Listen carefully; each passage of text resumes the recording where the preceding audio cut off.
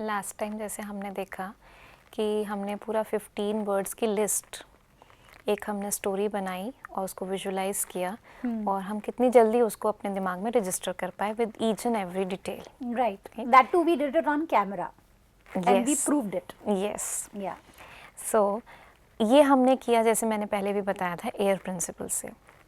सो air में ए, that is the law of association. Law of association का मतलब क्या है? कनेक्ट करना, लिंक करना. कोई भी नया इन्फॉर्मेशन हमारे दिमाग में हम तब रजिस्टर कर पाते हैं जब हम उस इन्फॉर्मेशन को अपने दिमाग में ऑलरेडी स्टोर्ड किसी पुराने इन्फॉर्मेशन के साथ कनेक्ट कर सकें, जोड़ सकें, एसोसिएट कर सकें, लिंक कर सकें. इट्स जस्ट लाइक पुराना इन्फॉर्मेशन जो है वो जैसे कपड़े सुखाते हैं तो उसके ऊपर एक चिमटी लगाते हैं ना, जिससे कि एक पैग लगाते हैं. राइट. हाँ, क्लिप लगाते हैं जिससे कि वो उड़े ना. इसी तरह वो पुराना इन्फॉर्मेशन एक पैग का काम करता है, नया इन्फॉर्मेशन उससे जाके कनेक्ट होता है तो वो हमारी ब्रेन में रजिस्टर हो जाता है. इसको समझने के लिए जैसे फॉर एग्जांपल मैंने आपसे पिछले एपिसोड में भी पूछा था, अभी भी मैं आपसे पूछती हूँ, मैं कुछ क्वेश्चन डिफरेंट पूछती हूँ आपसे. लेट्स से उस 15 वर्ड्स की लिस्ट में अगर मैं आपसे पूछूँ कि लेक के बाद क्या था? ड्रैगन. और लेक से पहले क्या था? बिस्किट्स. बिस्किट से, Yes. राइट. आपने आंसर दिया, सोच समझ के दिया और करेक्ट दिया. आपने शूज़ नहीं बोला, आपने एंट नहीं बोला, आपने एलिफेंट नहीं बोला. क्यों? क्योंकि lake in the forward sense connected थी ड्रैगन से और in the backward sense, in the Biscuits. Reverse sense it was connected with biscuits. Right. तो that is a law of association, connect करके इंफॉर्मेशन को याद करना. ठीक है.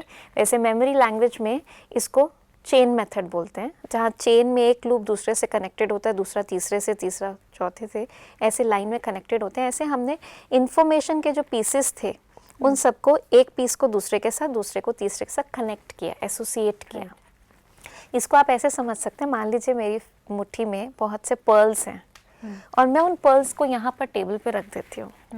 तो व्हाट इज़ लाइकलीनेस? वो पर्ल्स रोल डाउन करेंगे, राइट. मे बी सोफे के नीचे चले जाएं, मे बी स्टेज से नीचे चले जाएं, कुछ यहाँ पर ही हिलते रहेंगे और यहाँ रहेंगे.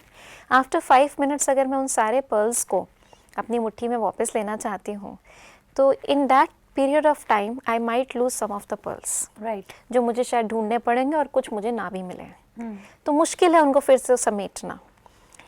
तो जब मैंने आपको वो 15 वर्ड्स शुरुआत में दिए थे तो वो इट वॉज जस्ट लाइक जैसे ये हम मोती बिखर गए, ऐसे वो आपके ब्रेन में बिखर गए थे. You remembered I only remember that. 3-4 words from the beginning and 1-2 word from the last. Absolutely. लेकिन अगर मैं इन सारे मोतियों को एक धागे में पिरो दूं और एक नॉट लगा दूं तो मैं सारे मोती एक फिंगर पे उठा सकती हूँ, या मैं उसे अपनी अलमारी में रख सकती हूँ, जब चाहूँ यूज़ कर सकती हूँ without fear of losing a single pearl. Right. Isn't it?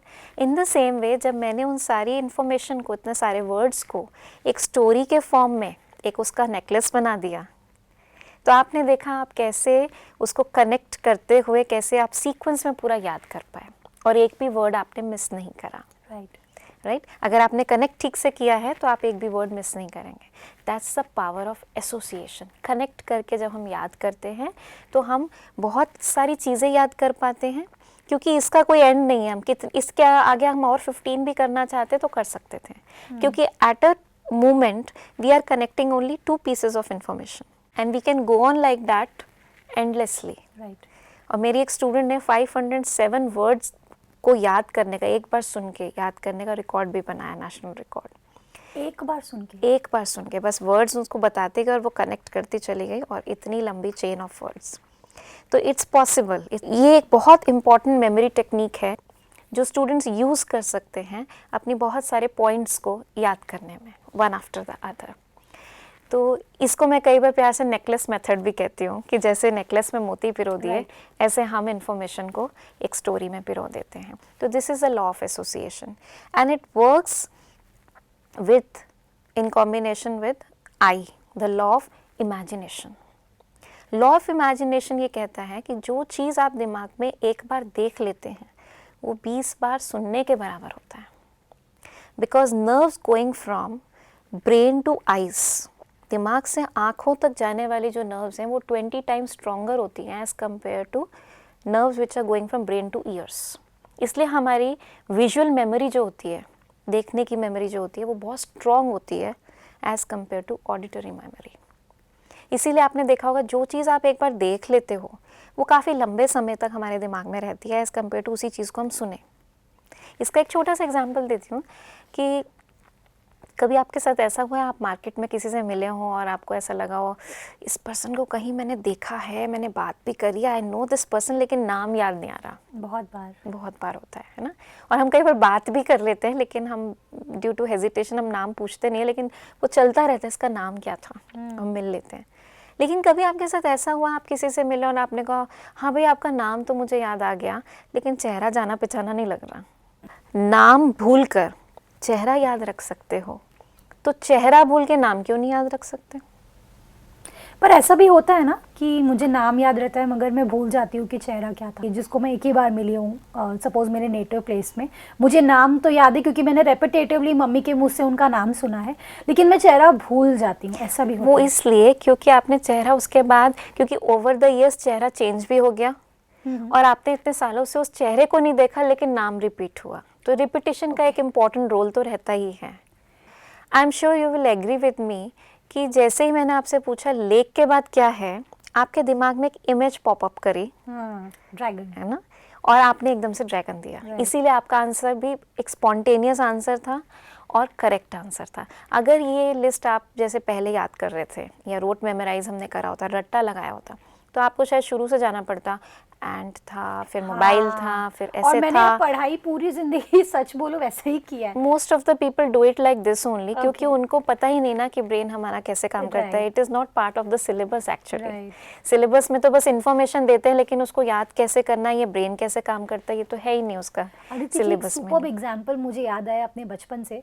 एक मेरे क्लास में एक लड़की थी, फ्रेंड तो नहीं थी, काफ़ी इंटेलिजेंट थी वो मुझसे।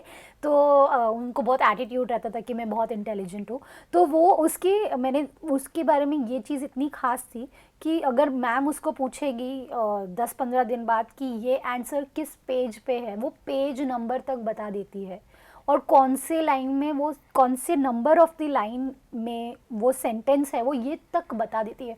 मेरे को ऐसा लगता था ये सच में कोई सुपर वुमन है, क्योंकि ये तो पॉसिबल ही नहीं है। मेरे लिए तो बहुत ही दूर की बात थी, बट ये कैसे पॉसिबल होता है? क्योंकि कई लोगों की क्या होती है कि जब वो, ऑल्दो हमारा ब्रेन जो है वो पिक्चर्स के फॉर्म में स्टोर करता है, वर्ड्स के फॉर्म में, नंबर्स के फॉर्म में इतना अच्छा नहीं है ब्रेन की मेमोरी जो होती है। लेकिन कई बार क्या होता है, उस पेज की ही, कई लोगों में एबिलिटी होती है कि उस पेज की ही पिक्चर को वो कैप्चर कर पाते हैं, रजिस्टर कर पाते हैं। तो वो इस वजह से उस चीज़ को रिकॉल कर पाते हैं कि हाँ ये उस पेज नंबर पे था। कईयों की नंबर्स को याद करने की मेमोरी अच्छी होती है, कईयों को फेस याद करने की मेमोरी अच्छी होती है, नाम भूल जाते हैं। लेकिन हाँ, कोई भी चीज़ में आपको ऐसा लगता है कि मैं ये याद नहीं कर सकता, तो वो डेवलप करी जा सकती है। इन टेक्निक्स के थ्रू आप उस पर काम कर सकते हैं, तो आप भी ऐसे ही याद रख सकते हैं। यहाँ पर एक और चीज़ जो मैंने बहुत सुना है कि कुछ लोग कहते हैं कि इनके बहुत ही अच्छी पिक्चर मेमोरी है। तो ये जो आप बात कर रहे हैं, ये वही पिक्चर मेमोरी के बारे में? एक्चुअली हम सभी की पिक्चर मेमोरी बहुत अच्छी होती है। Oh really? Yes, brain stores information in the form of pictures only. यही आपको मैं बताना चाहती हूँ कि जब मैंने आपको पहले शब्द दिए तो आप केवल शब्दों पे ध्यान दे रहे थे। अभी जब मैंने स्टोरी बनाई तो एक्चुअली वो वर्ड्स नहीं दिमाग में आ रहे थे, अब वो इमेजेस दिमाग में आ रहे थे। That's why you are able to register those words efficiently in your brain. Perfect. और मोस्टली क्या होता है कि हमारे जो टेक्स्ट होता है, जो हमें याद करना होता है, वो नंबर्स और वर्ड्स के फॉर्म में ही होता है, and most of it which does not make any sense to us. तो वो हम रोट मेमोराइज करने की भी रिपीटेडली जब कोशिश करते हैं तो कुछ हमारे दिमाग में रह पाता है, कुछ नहीं, या केवल हम तब तक रख पाते हैं जब तक हमें वो एग्ज़ाम देना है और उसके बाद पूछें तो हमारे दिमाग से सब निकल चुका होता है। जो उसकी मेमोरी लाइफ है वो बहुत शॉर्ट स्पैन होती है, रोट मेमोराइजिंग की। और जो हमने इस तरह से रजिस्टर करा है विजुलाइज करके, ये काफ़ी लंबे टाइम तक हमारे दिमाग में रिटेन रहता है। अदिति जी, एक और टेक्निक है जो पता नहीं मैं यूज़ करती थी, शायद रॉन्ग है राइट है, पर मेरे लिए वर्क ज़रूर करता था बचपन में, कि मैं अगर मुझे बहुत सारे आंसर्स, एक आंसर है जिसमें बहुत सारे सब क्वेश्चंस है, सब डिविजन्स है, तो मैं उसके एब्रीविएशन से एक वर्ड बना देती थी और वो वर्ड जानबूझ करके मैं थोड़ा कॉमिक रखती थी, ताकि उसका क्रिएशन ही मैं ऐसा करती थी कि वो थोड़ा कॉमेडी रहे, तो मेरे दिमाग में जल्दी रजिस्टर हो जाता है। अननोइंगली आप वही प्रिंसिपल तो यूज कर रहे थे। ओह वाह। What you did, air principle ही यूज कर रहे हैं। अभी मैंने आर आपको नहीं बताया, एसोसिएशन ही तो आप यूज कर रहे हैं ना, कि हर वर्ड के फर्स्ट लेटर को आपने निकाल लिया और उससे आपने कोई एक नया वर्ड बना दिया। तो you associated the first word with this new word. इतने सारे शब्दों को याद करने की जगह आपने एक शब्द याद किया जिसका हर एक letter is associated with one point. Wow. तो you were doing actually that thing. और हम ऐसा करते भी तो थे बचपन में। I think most of the students have memorised the 7 colours of rainbow through VIBGYOR. VIBGYOR ही, करेक्ट ना। तो ऐसे बहुत से हमने एक्रोनिम्स बना रखे हैं, या एक्रोस्टिक्स भी हैं बहुत सारे, जहाँ पर हम हर एक वर्ड का या जो कीवर्ड है हमारे उस पॉइंट का, उसका फर्स्ट लेटर लेकर और हम उससे एक नया सेंटेंस बना देते हैं। जैसे हमारे टाइम में 9 प्लैनेट्स होते थे, आजकल 8 प्लैनेट्स ही हैं क्योंकि Pluto is no more considered a planet. तो हम बच्चों को कई बार ऐसे याद कराते हैं, मरकरी, वीनस, अर्थ, उनको जब लाइन से याद करना होता है। My very educated mother just served us noodles. अब आप देखिए इसका जो फर्स्ट लेटर है हर एक का, my M Mercury, very V Venus, educated E Earth, and like that way जो उसका हर फर्स्ट लेटर है। ओके। मदर से फिर मार्स, ओके। जस्ट से जुपिटर, सर्व से सैटर्न, अस से Uranus and then Neptune, noodle से। ब्यूटीफुल। तो ये हम बच्चों को इस तरीके से, हम बचपन से हम भी करते हैं अपने अपने, हमने ट्रिग्नोमेट्री के फॉर्मूलेज हमने कई इस तरह से याद करे और आज भी हम बच्चों को कराते हैं। तो ये कहीं ना कहीं हम एसोसिएशन रूल ही तो यूज़ करते हैं ना। अदिति जी, यहाँ पर मैं एक और चीज़ डालना चाहूँगी कि मैं छोटी थी उस वक्त, मैं ज़्यादा बड़ी नहीं थी उस वक्त, तो कहीं ना कहीं किसी ने मुझे ये सिखाया नहीं है, पर मैं जानबूझ कर के वो वर्ड जो मेरा एब्रिविएशन होता था उसको थोड़ा सा कॉमिक रखती थी। वही मैं आपको बताना चाह रही हूँ कि हमने देखा कि ए और आई को तो देखा। हाँ। जो हमारा आर है that stands for law of ridiculous thinking. Ridiculous thinking, अजीब सोच। जो भी सिली है, ऑड है, फनी है, आउटस्टैंडिंग है, रिडिकुलस है, अजीब है, थोड़ा सा हटके है, वो चीज़ें हमारे दिमाग में जल्दी रजिस्टर होती है। Out of the box. Out of the box. Okay. For example अगर हम इन 15 वर्ड्स की स्टोरी को ही देखें, तो क्या आपने कभी किसी एंट को फ़ोन पे बात करते देखा है? हाँ, या किसी एलिफेंट को पेंट ब्रश से पेंटिंग करते हुए देखा है? या किसी, अगर हम एनिमेशन में तो ये सब कुछ देखते ही हैं आजकल। Exactly. ठीक है, वहाँ तो ऑगी कॉकरोच भी कुछ कुछ कर रहा है और मिकी माउस कुछ कर रहा है, बट एनिमेशन में भी स्पाइडरमैन के हाथ से वेब ही निकलता है, कभी रेनबो नहीं निकलता। ओह यार। राइट। तो ये सारी चीज़ें आप देखेंगे तो ये रिडिकुलस थी, कुछ हटके थी। दैट्स वाई हम उसको, एक जो आपने कहा ना कि एक कॉमिक में उसके अंदर फीचर डालती थी कि मुझे वो अच्छे से याद रहे, because this is the principle of brain on which it works. Okay. जो भी चीज़ हटके होती है वो हमारी ब्रेन में जल्दी रजिस्टर होती है और लंबे समय तक याद रहती है। तो इस एयर प्रिंसिपल को जब भी हम कंबाइंड वे में यूज़ करते हैं, इंफॉर्मेशन को कनेक्ट करना पुरानी इंफॉर्मेशन से, so that it stick to in my mind. अब आप देखिए 15 वर्ड्स की लिस्ट थी, जब हमने एसोसिएशन से किया, एक उसकी माला बना दी, तो एक तो वो स्कैटर्ड होने से बच गई ब्रेन में। तो जब हम रिकलेक्ट करेंगे तो हमारा एफर्ट कम लगेगा, कौन सी इन्फॉर्मेशन रह गई। राइट। और दूसरी बात, ये हमारे ब्रेन में स्पेस भी बहुत कम लेगी। या इट जस्ट लाइक एफर्ट कितना लगा, एक उंगली का एफर्ट लगा ना माला को उठाने में, तो एक शब्द लिया और सारा कुछ हमारे उसके पीछे आ गया। और ब्रेन में भी एक पर्टिकुलर जगह पे स्टोर हो रही है, छोटी सी जगह ले रही है, तो हमारी कैपेसिटी भी नहीं यूज़ हो रही है ज़्यादा। तो एसोसिएशन प्रिंसिपल, कनेक्ट करना, साथ साथ उसको दिमाग में देखना विद रिडिकुलस थिंकिंग, थोड़ा सा कॉमिक वे में देखना, आउट ऑफ द बॉक्स वे में देखना। तो इन तीनों को जब हम यूज़ करते हैं, तो चाहे लिस्ट ऑफ वर्ड्स हो या हमारे आंसर्स हों या हमारे डे टू डे लाइफ में बहुत सारी चीज़ें याद करने की होती हैं, तो हम बहुत जल्दी कर पाते हैं। अदिति जी, हमने जो ये पिक्चर मेमोरी की बात की, जिस तरह से आपने ये 15 वर्ड्स को क्रिएट किया हमारे लिए, हमारे सामने में, क्या सबकी अपनी अपनी कैपेसिटी होती है? जैसे आपने अभी कहा कि 500 वर्ड्स तक भी, और अंत तक जितना चाहे उतना आप उन्हें कर सकते हैं, पर ह्यूमन कैपेसिटी सबकी सिमिलर होती है या डिफरेंट होती है? ये माना जाता है, एक मिथ है कि मेरे दिमाग में तो इतनी स्पेस नहीं है कि मैं इतना कुछ याद कर सकूं। वो कर सकते हैं, शायद अनलिमिटेड कैपेसिटी है उनकी ब्रेन की। तो अगर ब्रेन की कैपेसिटी की बात करें तो ब्रेन में इतनी कैपेसिटी है, इट्स लाइक 500 एनसाइक्लोपीडियाज़ में जितनी इन्फॉर्मेशन होती है उतना एक ह्यूमन ब्रेन में स्टोर करने की जगह होती है। ओके। इतना कुछ हम स्टोर कर सकते हैं। And almost all have the same structure of brain, same mass of brain and same potential. सब में लगभग एक सा ही पोटेंशियल होता है, अनलेस कि कुछ स्ट्रक्चर में वैसे प्रॉब्लम हो। अदरवाइज नॉर्मल ह्यूमन ब्रेन लगभग सब एक से ही होते हैं, सबकी कैपेसिटी भी सेम होती है, लेकिन सब यूज़ अपने तरीके से करते हैं, इसलिए सबका जो परफॉर्मेंस होता है वो अलग अलग होता है। उसके पीछे कई कारण हो सकते हैं। जैसे हम बात करें आज के मोबाइल फ़ोन की बात करें, आज इतने लेटेस्ट मोबाइल फ़ोन्स आ चुके हैं, लेकिन हर कोई अपने तरह से यूज़ करता है। कोई सिर्फ उसको टेक्स्ट मैसेजेस करने के लिए यूज़ करता है, फ़ोन कॉल्स रिसीव और करने के लिए यूज़ करता है।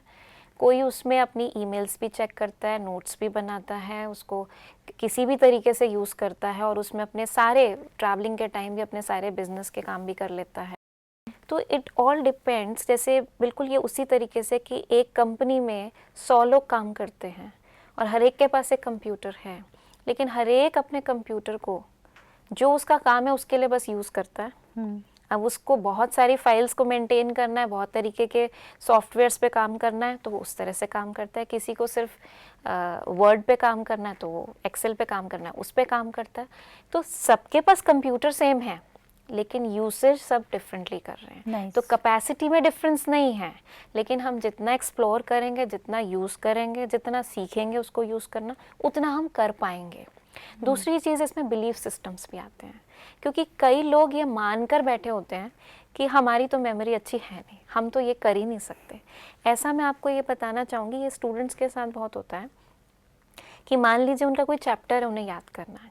अब वो चैप्टर मान लीजिए 15 पेज का है।